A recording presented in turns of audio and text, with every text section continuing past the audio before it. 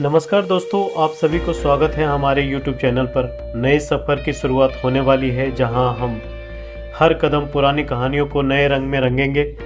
आइए साथ मिलकर इस सफ़र में कोई नया अध्याय लिखें और हमारी धरोहर, सांस्कृतिक विविधता और खोज को नए दृष्टिकोण से देखें। यह है हमारा यात्रा आपके साथ।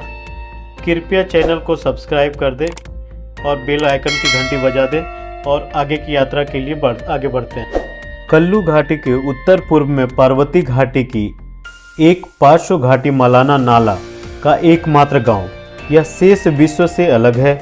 मलाना हिमाचल प्रदेश राज्य में एक प्राचीन भारतीय गांव है।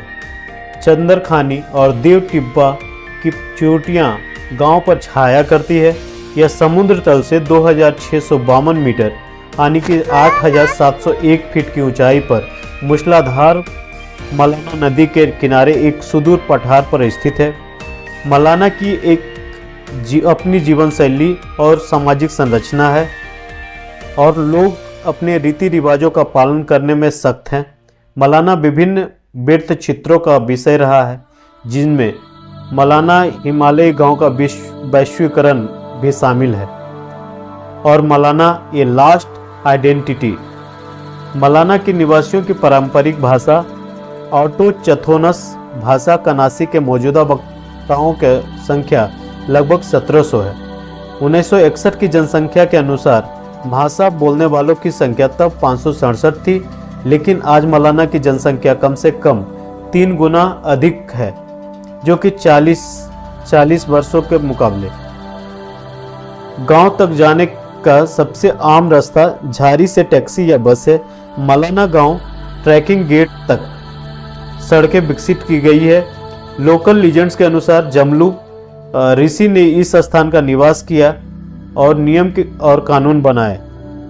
स्थानीय लोगों का दावा है कि यह दुनिया में सबसे पुरानी लोकतंत्रों में से एक था, जिसमें एक सुव्यवस्थित संसदीय प्रणाली थी जो देवता जमलू ऋषि के द्वारा निर्देशित थी। ताकि जमलू की पहचान वर्तमान में पुराणों के एक ऋषि से की जाती है, यह अपेक्षाकृत हालिया विकास है।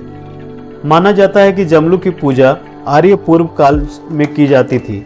पेनलोप चेतवुड एक रूढ़िवादी ब्राह्मण पुजारी के बारे में एक कहानी सुनाते हैं, जिन्होंने मलाना का दौरा किया और स्थानीय लोगों को उनके देवता की वंशावली के बारे में शिक्षित करने की कोशिश की। और बाद में वह असहाय पुजारी के साथ क्या हुआ, बहुत कम लोगों को ही पता। मलाना को दुनिया के सबसे पुराने लोकतंत्रों में से कहा जाता है। ग्रामीण को मानना है कि वे सिकंदर महान के सैनिकों के वंशज हैं, जो घायल होने के कारण यहाँ फंस गए थे। एक बंद परियोजना मलाना हाइड्रो पावर स्टेशन ने मलाना को बाकी दुनिया से बहुत करीब ला दिया है और इस क्षेत्र के लिए राजस्व प्रदान करता है। एक नई सड़क ने पैदल चलने का समय कई दिनों से घटाकर केवल 4 घंटे कर दिया है। हाइड्रो मलाना परियोजना ने भी घाटी की सुंदरता को बर्बाद कर दिया है। 5 जनवरी 2008 को गांव में लगी भीषण आग, जो 5 घंटे से अधिक समय तक जलती रही। आग ने गांव में स्थित सांस्कृतिक संरचना और प्राचीन मंदिर को कुछ हिस्सों का नष्ट कर दिया। 2017 में देवता जमलू के आदेश पर गांव ने लगभग 1 दर्जन गेस्ट हाउस और रेस्तरां को बंद करने का आदेश दिया।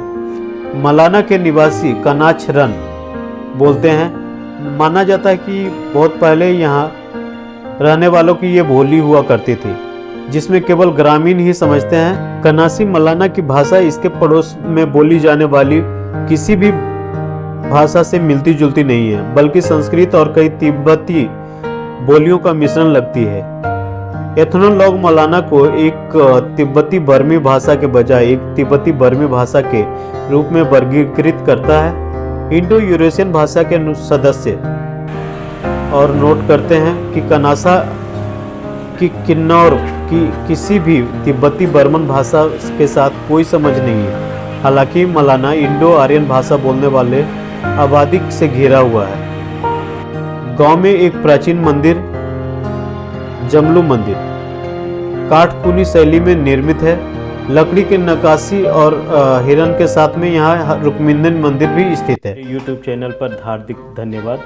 आपका समर्थन और प्यार मेरे लिए अत्यंत महत्वपूर्ण है। आशा करता हूँ आप सभी की सहायता से मेरे चैनल को एक विशेष स्थान मिले। मैं आप सभी के प्यार और समर्थन के लिए कृतज्ञ हूँ, जिन्होंने मुझे उत्साहित और प्रेरित किया है।